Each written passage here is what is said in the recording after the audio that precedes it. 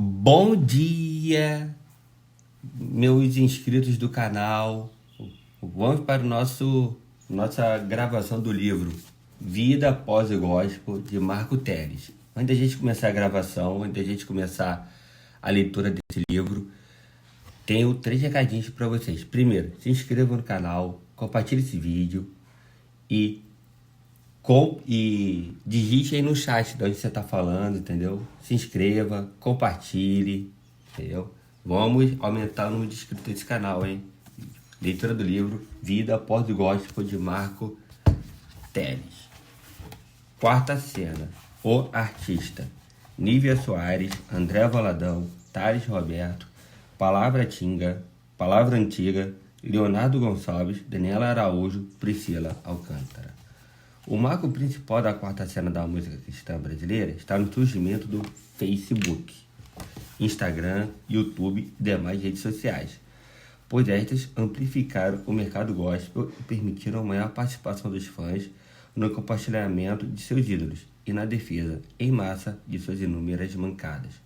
O Diante do Trono, que neste momento está em sua fase mais turva, recheado de deslizes teológicos identificados, principalmente nos discursos de sua líder, sofre uma transformação em seu estilo musical, se parecendo aos grupos cristãos internacionais de sucesso.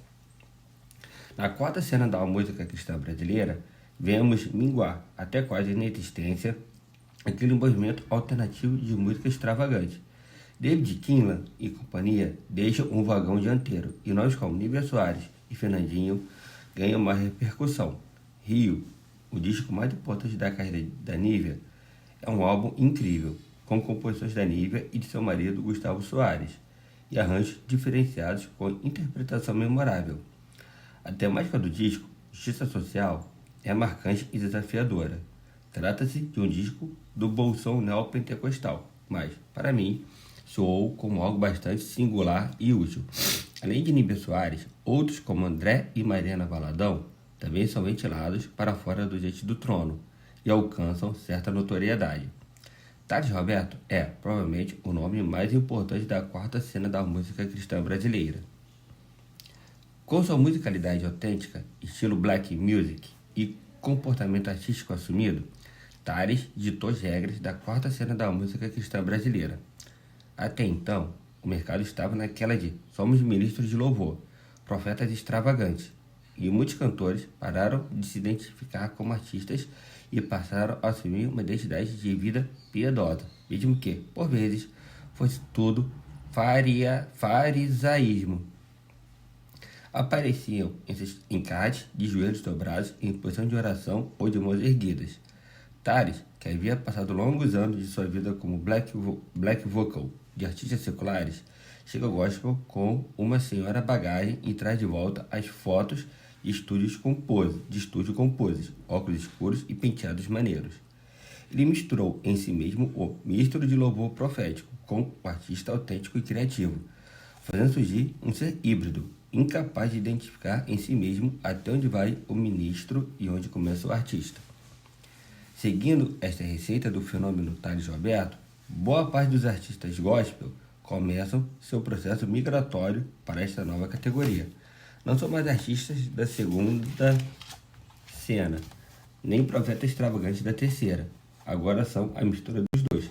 E, cínicos, se comportam como se esta fusão fosse absolutamente coerente.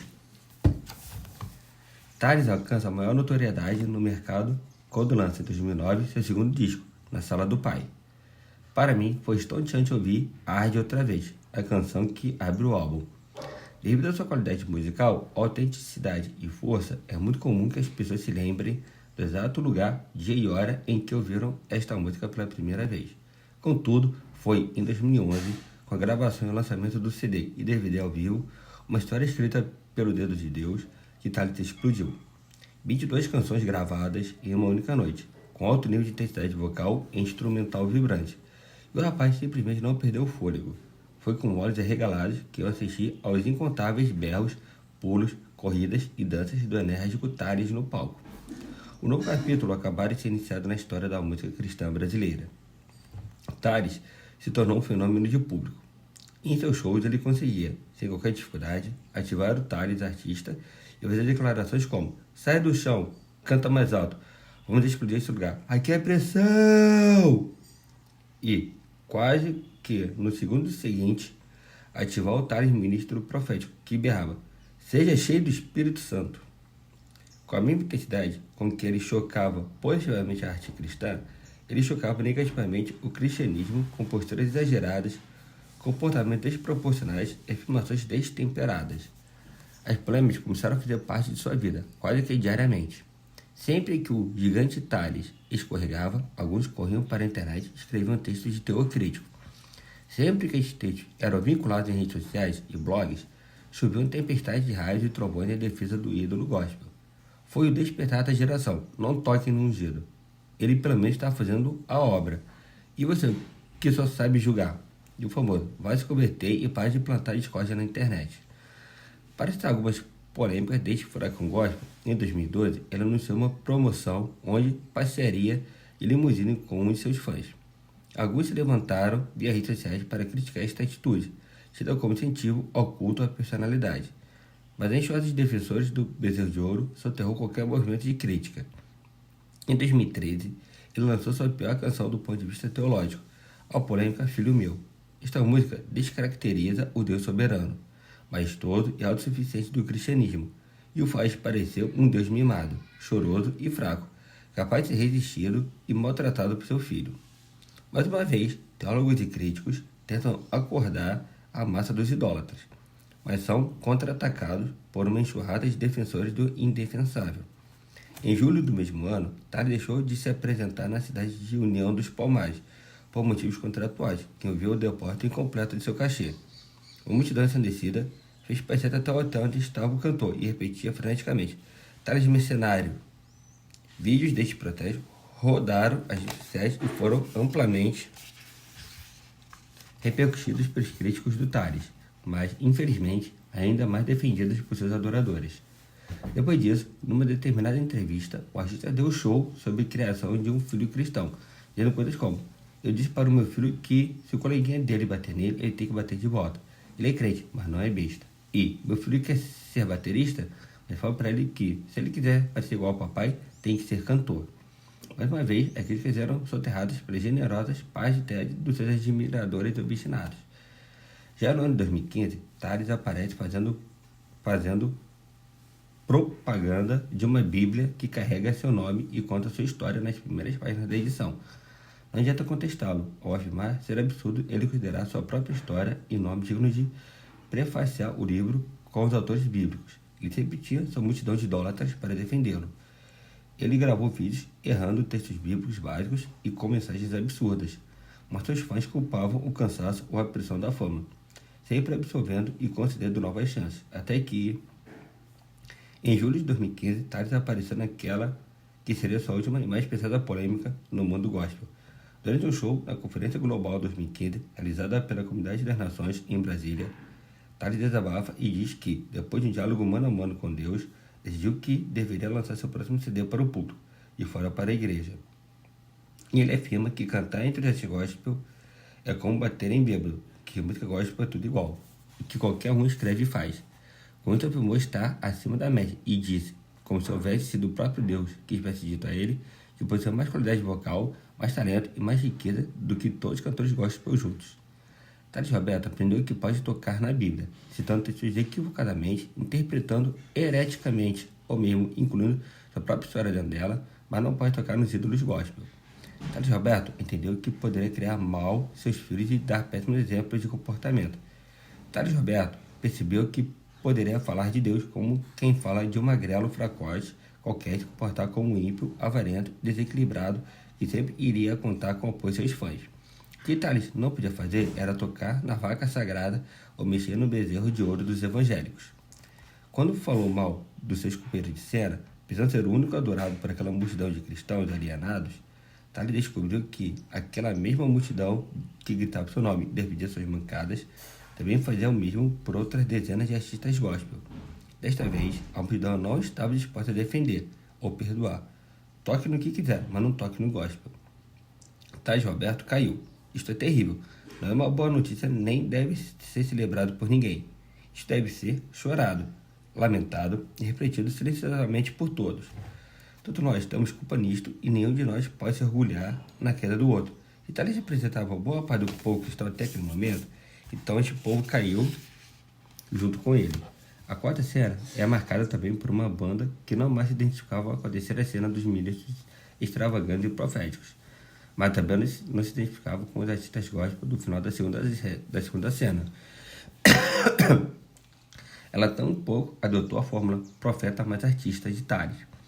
Palavra Antiga chega em meados de 2008, lançando em sua plataforma no MySpace o primeiro EP, Palavra Antiga, volume 1, por meio do qual traz de volta a música cristã brasileira aquele frescor de brasilidade que Sérgio Pimenta, na primeira cena da música cristã brasileira, deu-nos o gosto.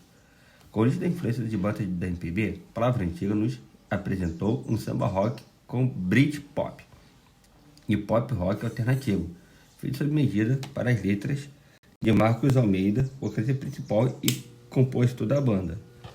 Casa, maior dos estados brasileiros, adentrou a lista de repertório do louvor congregacional de todo o país, trazendo uma opção de música inteligente no meio de tanta produção estúpida. Pensei, Feita de Barro e Deus Onde Estás são algumas das canções que Palavra Antiga nos apresentou em seu primeiro EP, lançado de forma independente e amplamente propagado virtualmente. A banda não possui o selo de uma grande gravadora, mas a energia autêntica de suas canções e a virtuosidade de suas execuções, somadas à força da proliferação através da internet, fez com que o selo não fizesse falta. Em poucos meses, Palavra Antiga estava sendo comentada entre os grupos universitários cristãos e, principalmente, entre os grupos mais ortodoxos da igreja, que há bastante tempo não possuem um representante forte entre os principais expoentes da música cristã. Em 2010, o grupo lança o primeiro CD, Esperar é Caminhar, produzido por Canzion Producciones. O álbum fez da Palavra Antiga a maior representante da música cristã inteligente. Marcos Almeida, o líder da banda, sempre discursou abertamente acerca de sua posição ideológica com a música e a arte, dando o pensamento de Francis Schaeffer e Rock Mack como norteadores. Dessa forma, demonstrava não participar da histeria coletiva que a maior parte dos artistas profetas gospel vivenciavam. Marcos Almeida se via resolvido como artista cristão e procurava olhar para o mercado não como um território dividido por um imenso muro entre o gospel e o secular, mas em cima do muro. Buscava falar para todos que estivessem sobre o mesmo chão. Sobre o mesmo chão foi exatamente o título do disco seguinte da banda, já produzido pela Som Livre. Nesse período, o mercado das gravadoras seculares passou a voltar-se para o nicho gospel. As razões eram óbvias. Com a incontida internet pirateando todos os artistas, facilitando o acesso dos fãs, sem que houvesse necessidade de pagar pela obra de sua preferência, o mercado viu no público gospel uma possibilidade de continuar vendendo, já que entre os cristãos existe certa postura que ainda os contém, em certa medida, da pirataria. A Palavra Antiga foi um dos primeiros a embarcar nos contratos com as grandes gravadoras. A exemplo dela, outros artistas cristãos fizeram o mesmo. Sony Music, Som Livre, Warner Music e seus pares abocanharam muito do mercado gospel. Diferente dos momentos anteriores à música cristã brasileira, quando o grupo Catedral assinou com a Warner Music e foi amplamente rejeitado, criticado pelos cristãos, dessa vez não houve grande oposição. Aliás, o discurso dos artistas profetas do gospel parecia bastante espiritual acerca deste assunto. Ele está abrindo as portas para o evangelho.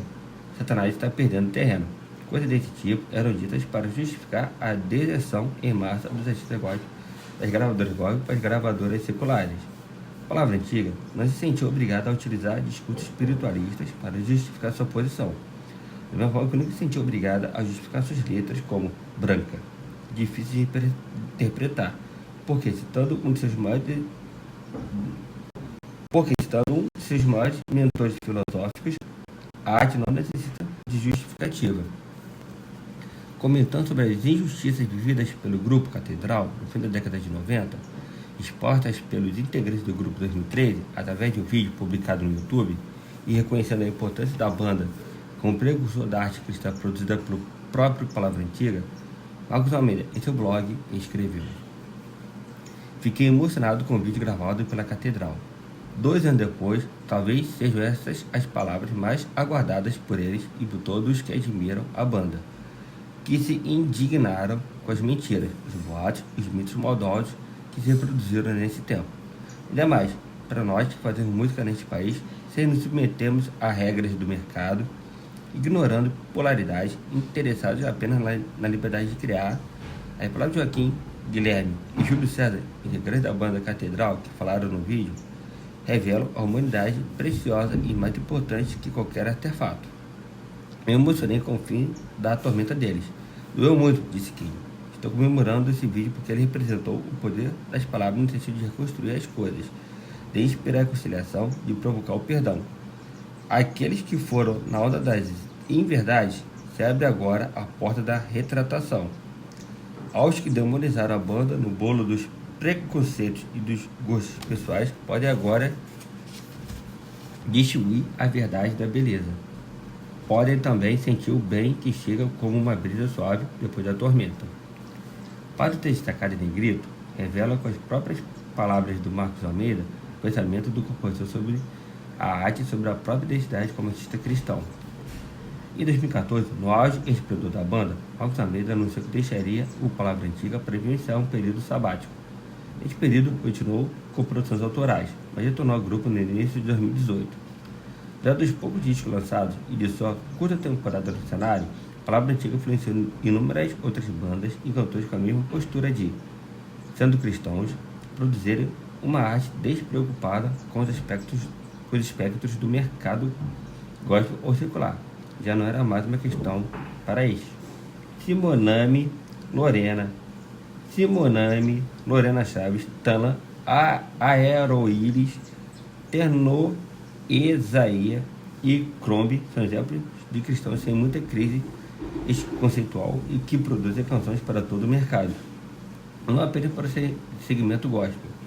Nessa quarta cena da música cristã brasileira, onde as dias começa a ganhar espaço, um dos nomes mais proeminentes, principalmente devido à inconfundível habilidade vocal e postura ética exemplar, é o de Leonardo Gonçalves, cantor adventista fenomenal, que desde o começo dos anos 2000 está no mercado da música gospel, mas somente em 2012, com o lançamento do disco Princípio e Fim, alcançou maior notoriedade.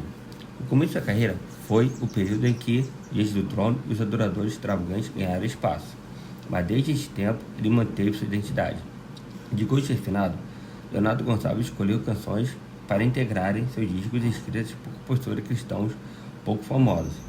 A maioria de suas canções são profundas e reflexivas, apesar de algumas apresentarem sutis desvios doutrinários devido à teologia adventista.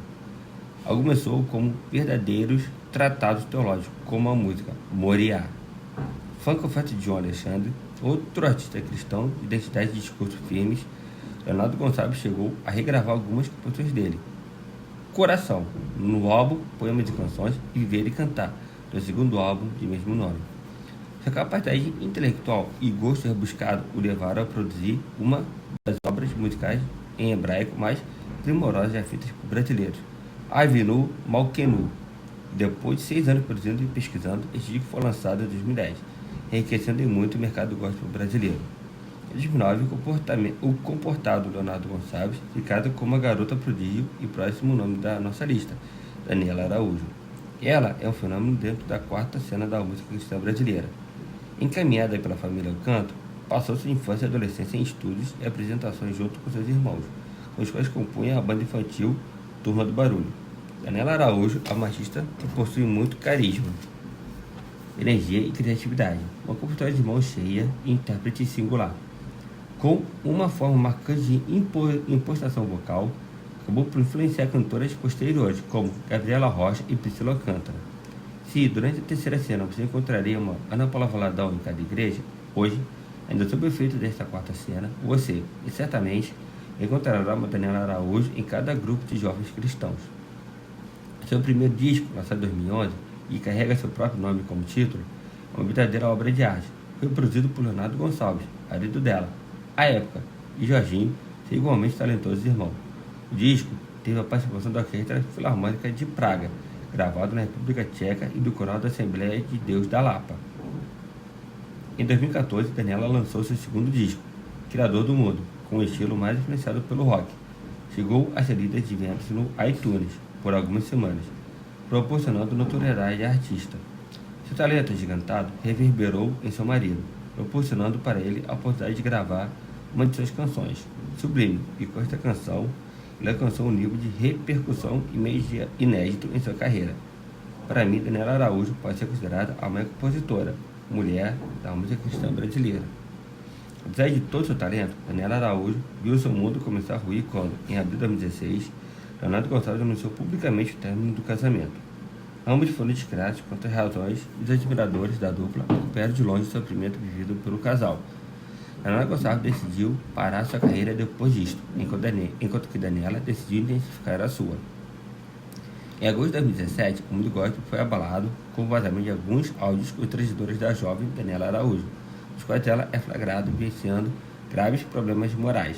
Na manhã em que recebi os áudios no meu celular, comecei a ouvir, com mãos suando e olhos marejados, imaginando a vergonha, dor e tristeza que todos os envolvidos na castração estariam vivenciando. Lembro-me de pensar, esse é o fundo do poço do mundo gospel. Não vou repercutir esta tristeza, nem desejo que você vá atrás de ouvir e ler tudo o que aconteceu. Para mim, a história acaba aqui, e me resguardo de exercer qualquer comentário que não seja esse. Deus tenha misericórdia de todos nós. Onde foi que erramos? Este capítulo não é sobre nem metade de toda a história da música cristã brasileira, mas procura citar os pivôs dos principais períodos, tendo como norte meu próprio ponto de vista da história. Você é livre para discordar de qualquer narrativa feita aqui, também para completar os números e fatos em branco com outros nomes e histórias que você julgue necessário pontuar. Pessoalmente adoraria ouvi-las. Contudo, a intenção é deixar o pano de fundo histórico erguido para os próximos capítulos. Na primeira cena, os muitos cristãos eram vistos pela igreja como missionários. Eles eram literalmente chamados pelo título de missionários, somente por sua disposição de sair estrada fora, se ausentando por medo de seus familiares, brigando por gerar escolas, praças e igrejas, sem sustento certo ou perspectiva financeira. Na segunda cena, quando os compositores e cantores se concentram em suas igrejas locais, no louvor congregacional, recebem o título de ministro de louvor. Todos que cantavam e compunham sonhavam um dia serem reconhecidos como ministros de louvor. Na terceira cena, quando os muitos cristãos mergulham em verdadeiros espirais místicos, começa a perpassar por eles uma áurea de espiritualidade, e eles recebem o título de profetas, muitos consagrados a pastores só por cantarem e venderem muitos discos. A quarta cena, depois da crise, sou ministro ou sou artista? Os principais nomes da música cristã são agora carimbados como artistas. Existe uma utilização positiva do título de artista, alguém que produz bom conteúdo artístico. Contudo, há também a perspectiva pejorativa do termo. Alguém que se sente superior deve ser servido e que cobra cachês altíssimos. Alguns são catalogados como bons artistas cristãos, mas outros são vistos como artistas da qualidade de gente, de missionários que servem as artistas que são servidos. Aonde foi que erramos? Vamos chegar aqui a nossa leitura da quarta cena do livro Vida Após Gospel, de Marco Teres. Valeu, gente. Até a próxima. Ó, não esquece de se inscrever no canal, compartilhar esse vídeo, hein? Valeu, um abraço aí.